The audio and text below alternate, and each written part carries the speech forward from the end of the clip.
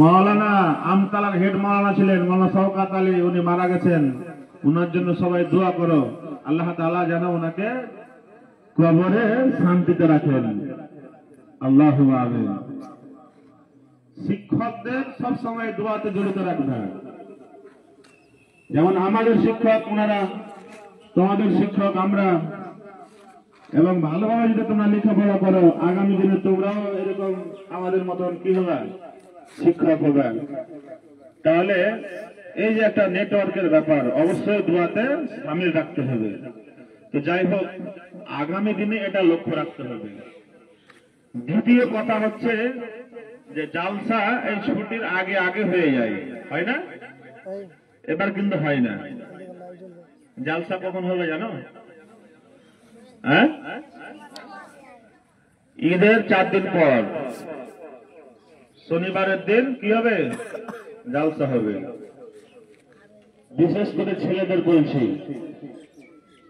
দেখো এই যে রমজান মাসের ছুটিতে লম্বা ছুটি, আর ছেলেরা হচ্ছে পাখির জাত, যখন যেখানে ইচ্ছা হয় সেখানে গিয়ে পৌঁছে যায়।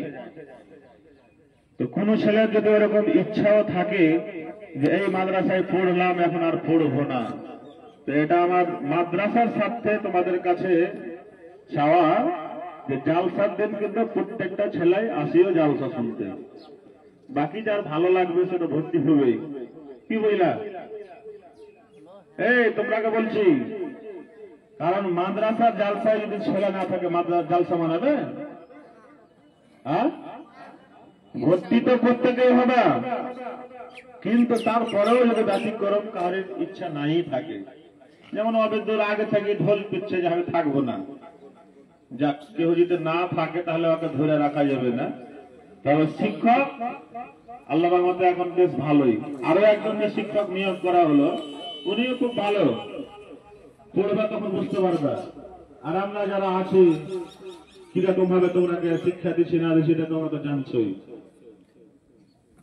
আর তোমরা সেই দিন 10-এর ঊর্ধ্বে যাদের বয়স, তারা দিনের বেলাতে আসবে না, প্রয়োজন হলে মাগরিবের নামাজ পড়ে বেরিয়ে যাবে। আর এখানে 8টার সময়তে খাবার দেওয়া হবে, ওই খাবার গুলো সংগ্রহ করবে। 8টার পরে কোনো ছাত্রীকে খাবার দেওয়া যাবে না, কথা বুঝলেন? কেউ যদি 8টার পরে আসে তাহলে ও সারা রাত না খেয়ে থাকলেও যেন না বলে আমাকে, ঠিক আছে? এই জিনিসগুলো মনে রাখবা। আর একটা জিনিস, যারা গ্রামের আছে তারা ভালো করে এটা শুনো, যে অনেক ছেলে আছে যে আমি তো পড়ছি মৌলানা, আমার একটা ছোট ভাই আছে, একে নিয়ে যাই, ভর্তির কোনো বালাই নেই, মেয়েদের ভর্তির কোনো বালাই নেই। ছোট ছোট অনেক মেয়ে আছে, যার জন্য এই বছর ওদের পরীক্ষা না হয়নি। মাদ্রাসার একটা নিয়ম হচ্ছে যে আগে ভর্তি হতে হবে। ও যদি ভর্তি না হয় তাহলে ও এখানে কি করে পড়ার মানে যোগ্যতা রাখে না? আগামী দিনে ওরকম যদি থাকে অবশ্যই ভর্তি করতে হবে। আর ভর্তি না করলে গেটের ভিতরে ঢোকাটাই ঠিক নয়, বা ঢুকতেও দেওয়া হবে না। আগামী দিনে একটা চিন্তা ভাবনা আছে। ঠিক আছে। আর তোমরাকে বলছি যে জালসার দিন সকাল বেলাতে সব চলে আসবে, সব প্রত্যেকটা জায়গায় বাড়িতে বাড়িতে দেখা করবে। হ্যাঁ, আর যদি মনে করে যে খেতে যাবো না, বলো না, এখানে খাওয়ার ব্যবস্থা হবে দুপুরেও, ঠিক আছে? এই যে রেজাল্ট শোনানো হলো, 1 বছর ধরে তোমরা মেহনত করলা, লেখাপড়া করলা, তারপরে যে সবারই রেজাল্ট শুনলাম, ফার্স্ট সেকেন্ড থার্ড এটাও শোনা হলো, যেটা মাদ্রাসার পক্ষ থেকে একটা উপহার। প্রত্যেকটা ক্লাসে ফার্স্ট সেকেন্ড থার্ড এই 3 জনকে দেওয়া হয় না, 3টা গ্রুপ আছে এখানে। ডান্স বিভাগের লিখিত এবং মৌখিক, একটা লিখিত বিভাগ আর একটা হচ্ছে মৌখিক, দুটা হলো। আর আরেকটা হলো হিপস বিভাগ। 3টা বিভাগের 3টা করে, মানে কিভাবে 3 জন প্রাইজ পাবে 3টা বিভাগে, মানে একটা বিভাগে 3 জন। যেমন হিফজের 3টা বিভাগ আছে, ওই 3জন হাফেজের যেগুলো ছেলে আছে ওদের মধ্যে 3জন, যারা মৌখিক পরীক্ষা দিচ্ছে এদের 3জন, যারা লিখিত পরীক্ষা দিচ্ছে এদের 3জন, তাহলে কয়জন হলো? 9 জন, নাকি 9 জন হচ্ছে। আর একজন হচ্ছে, এটা গতবার থেকে চালু হয়েছে, যে হাদিসের যখন কিতাব থাকবে, প্রতিযোগিতা যখন থাকবে, মানে একটা ক্লাসের যদি থাকে বা 2টা ক্লাসে হাদিস থাকুক, যে কোনো একটা হাদিসে যে বেশি নাম্বার নিয়ে আসবে ওকেও একটা পুরস্কার করা হবে। এই সালানা পরীক্ষাতে সব থেকে বেশি নাম্বার নিয়ে এসছে সেটা হলো আসমিন খাতুন। আসমিন বুলবুল মারামে 92 নাম্বার নিয়ে এসছে। এবার রেজাল্ট গুলো দেওয়া হয়ে গেছে, প্রাইজ গুলো এখন শুধু বন্টন হবে। তারপরে যে যেখানে বসে আছো সেখানেই থাকবে। হ্যাঁ, এই যে মিষ্টি, এটা মাদ্রাসার পক্ষ থেকে নয়, এটা তোমাদেরই জরিমানা, পুরো বছরে যে জরিমানা দিয়ে এসছো। আর আগামী দিনের জন্য যারা সভাপতি থাকবেন তারা একটু লক্ষ্য রাখবেন যে একদিককার পয়সা উঠছে একদিককার উঠে না, এটা আপনাদেরই গাফলতি, আপনারা অবশ্যই লক্ষ্য রাখবেন। আর যদি মনে করেন খুব ময়া টায়া করেন, তো লাস্ট বছরে নিজের পকেট থেকে দিয়ে দেবেন একটা টাকা অ্যামাউন্ট। যদি ময়া টায়া হয় ছেলেপেলের উপরে, পয়সা দিয়ে দিতে হবে। তাহলে এখন রেজাল্ট গুলো মানে কি, যারা ফার্স্ট সেকেন্ড থার্ড হয়েছে গ্রুপে তাদের বলা হচ্ছে। দেখো, হিফজ বিভাগের 3 জনের নাম বলছে, এরা 3 জন ফার্স্ট সেকেন্ড থার্ড হয়েছে, তিনটা হাফেজের ছেলের মধ্যে। সিরাজ শেখ ফার্স্ট হয়েছে, চলে এসো। দুম হয়েছে আবু সুফিয়ান, চলে এসো পরস্পর। তৃতীয় হয়েছে মোহাম্মদ আলিফ, দেরি করিও না, ফটাফট এসো।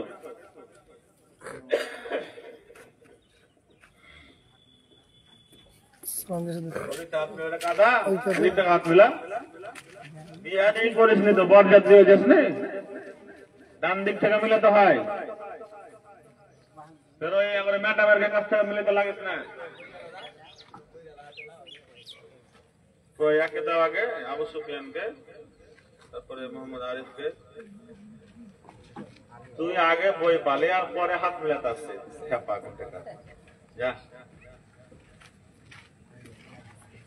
তাকরিরি ইমতিহান, যেগুলো মৌখিক পরীক্ষা হলো, এদের ফার্স্ট সেকেন্ড থার্ড 3 জন। হাসিবা খাতুন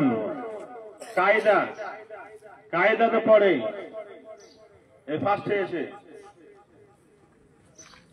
তারপরে এমারুল শেখ সেকেন্ড হয়েছে, কায়দার ছেলের কপাল করতে পারলেন। তুমি সালাম দিয়ে চলে যাও, মামু সালাম দাও, আমার দলিল জানা নাই ওটা। হ্যাঁ, এমারুল শেখ কই। তৃতীয় হয়েছে আসিয়া খাতুন, LKG। করে আসিয়া রে,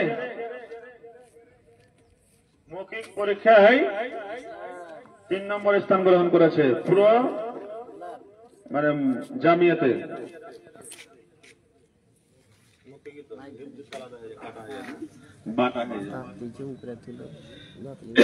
তাকরিরি মানে যারা লিখিত পরীক্ষা দিয়েছে তাদের মধ্যে ফার্স্ট সেকেন্ড থার্ড 3 জন। তাহরিরি মানে লিখিত পরীক্ষা, আসমিন খাতুন ফার্স্ট হয়েছে। নাম যখন বলবো চটচট করে চলে আসবে। দ্বিতীয় স্থান গ্রহণ করেছে শেরশাহ এবাদি, তোর নাম কেরাত করতে হবে, কারি সাহেব লাগবে। 3 নম্বর স্থান গ্রহণ করেছে ওবায়দুর রহমান, লিখিত পরীক্ষায় 3 নম্বর হয়েছে।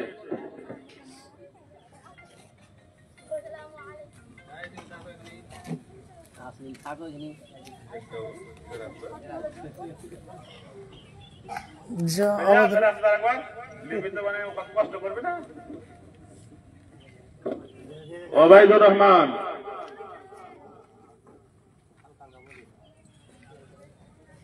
সালাম এলা দাও না, খালি হাত মিলাইছো। তাহলে 3টা গ্রুপের রেজাল্ট দিয়ে দেওয়া হলো। এবার হবে মানে হাদিসের প্রতি একটা আগ্রহ যেন থাকে ছেলেদের, বা পড়ার জন্য একটা চাহিদা থাকে, তার জন্য এটা করা হয়েছে। তো হাদিস এই বছর দার্সে চলছে বুলুগুল মারাম, তিরমিজি, আবু দাউদ, 3টা হাদিসের মধ্যে যেই বেশি নাম্বার উঠাবে তাকেই মানে প্রাইজটা দেওয়ার ঘোষণা আগে থেকেই আছে।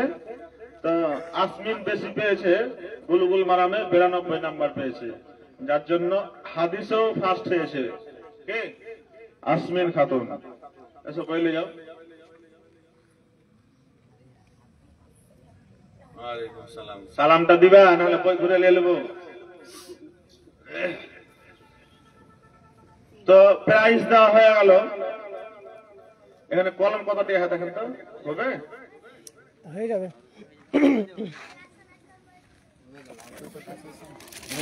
অনেক আছে।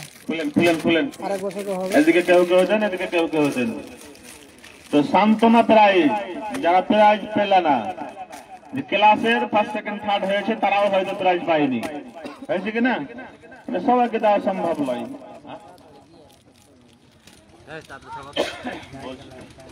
তো এই প্রাইজ গুলো নিয়ে নাও, তারপরে মিষ্টি হাজিতে লাগেন একটা একটা করে, সবকে দিয়ে দেন।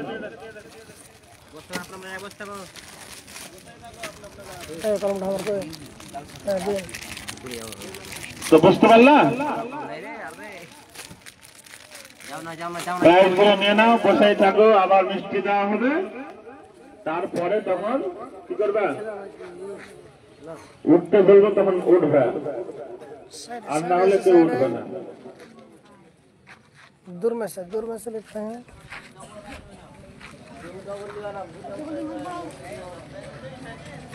আসসালামু আলাইকুম।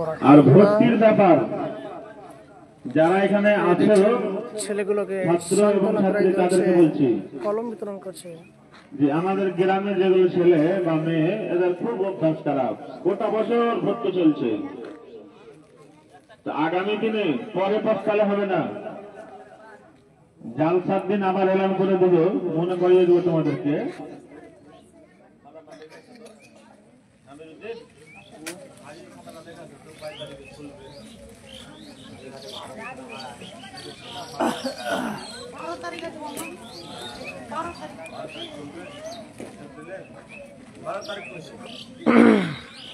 তো 12 তারিখ, 5 তারিখ যদি জালসা হয়, তাহলে 12 তারিখের দিন মাদ্রাসা খুলবে। ওই 12 তারিখ থেকে নিয়ে মানে শনিবারের দিন মাদ্রাসা খুলবে, বৃহস্পতিবারের দিন, এই 8 দিনের মধ্যেই কি করতে হবে? ভর্তি হতে হবে। এটা প্রত্যেকের যেন মাথায় থাকে।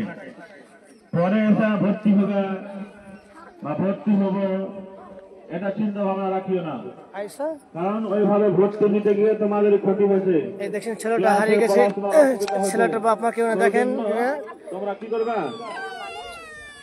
1 সপ্তাহ যে টাইম, এই টাইমের মধ্যে ভর্তি হতে হবে।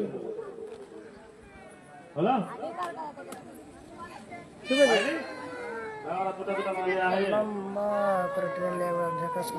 প্রাইজ সান্ত্বনা যেটা প্রাইজ, সেটা দিয়ে দেওয়া হলো। এবারে আপনারা গেটে যারা দাঁড়িয়ে আছেন, চলে আসেন না গো, আসেন, আপনার তো গার্জেন মানুষ, আসেন। কি হলো গো? তোমরা বসো, আসেন, এই যে দাঁড়িয়ে আছেন, আসেন না, সকাল থেকে মনটা ভরে না, চলে আসেন। তাহলে সান্ত্বনা প্রাইজটা দেওয়া দেওয়া হলো। আল্লাহ তাআলার কাছে আমরা সকলে দোয়া করবো, হে রব্বুল আলামিন, এই মাদ্রাসার যতগুলো ছাত্র এবং ছাত্রী আছে প্রত্যেককেই ভালো